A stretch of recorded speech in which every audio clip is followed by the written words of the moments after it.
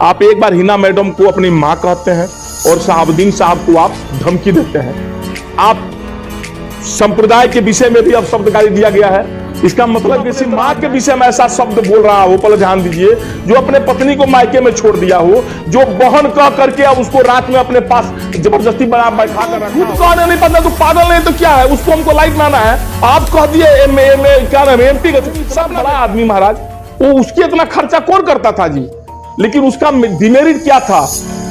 हनीप्रीत हमारी बेटी है और रात में उनकी क्या है?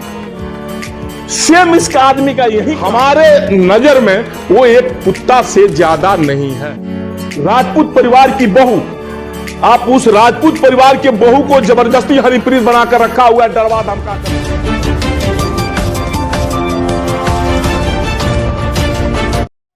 नमस्कार, स्वागत है आपका RBR मीडिया नेटवर्क में।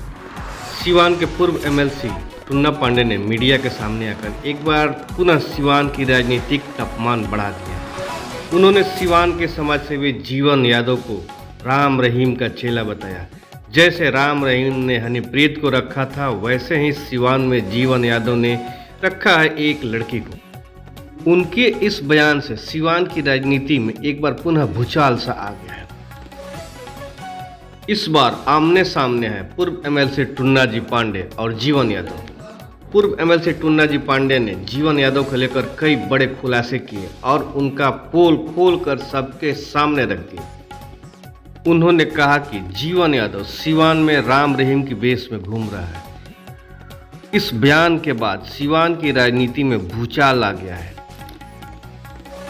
दरअसल पूरा मामला क्या है ये हम आपको बताते हैं। हाल ही में जीवन यादव ने सिवान के पूर्व MLC टुन्ना जी पांडे पर कई गंभीर आरोप लगाते हुए कहा था कि वही टुन्ना जी पांडे जो ट्रेन में छेड़छाड़ के आरोप में जेल जा चुके हैं। हम तो उनको उतना ही जानते हैं, बस यही जानते हैं कि ट्रेन में लड़की के साथ छेड़छाड़ के आरोप में वे एक बार जेल जा चुके हैं और एक बार सिवान के MLC रह चुके हैं। इससे ज़्यादा मैं उनके बारे में कुछ नहीं जानता।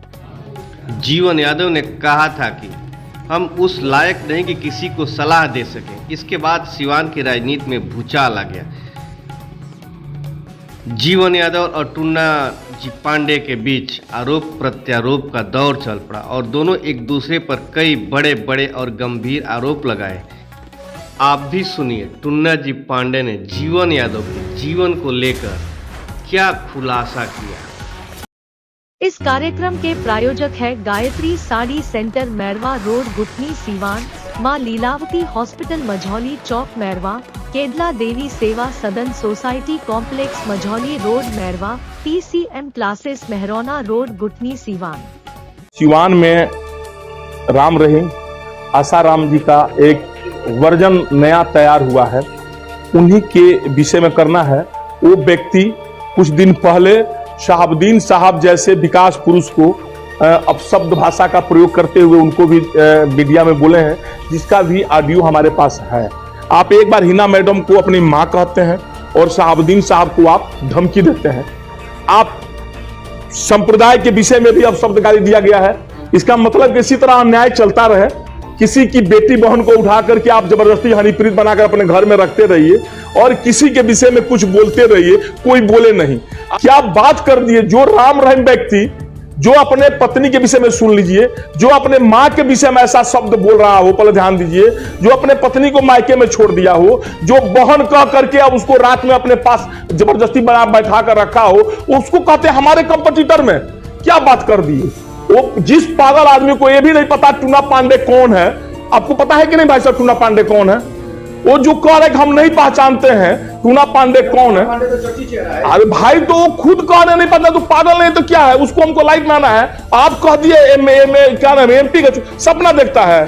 खुशी इस बात की हमें है कि लोग रात में सपना देखता है सोने के बाद। वो आदमी जगह जगह सगना दिख रहा, उसको 2-4 मीडिया बंधु जो हमारे हैं, आप अपने न पर न लेंगे तो वही उसको हो सकता है प्राइम मिनिस्टर भी बना रहे हैं, ये बात अलग है। राम रहीम इतना बड़ा आदमी महाराज, वो उसके इतना खर्चा कौन करता था जी, लेकिन उसका डिमेरिट क्या था? हनीप्रीत हमारी बेटी है और रात में उनकी क्या है? सेम इसका आदमी का यही काम है। ये आदमी हर किसी के विषय में बोल करके लाइट में आना चाहता है और हमें उससे क्या डर। वो हमारे लिए कि एक तो चींटी के बराबर भी नहीं है, हमारे नजर में वो एक कुत्ता से ज्यादा नहीं है। राजपूत परिवार की बहू, आप उस राजपूत परिवार के बहू को जबरदस्ती हनीप्रीत बनाकर रखा हुआ है, डरवा धमका करके। उसके फुआ को, बेटा को धमकी देता है, उसके फुआ खुरमाबाद में है, उसको दबाव बनाकर रखा हुआ है, अपने पत्नी को छोड़ने के लिए तैयार है। रमा चौधरी जैसे सभ्य व्यक्ति के ऊपर कीचड़ उछाल रहा है।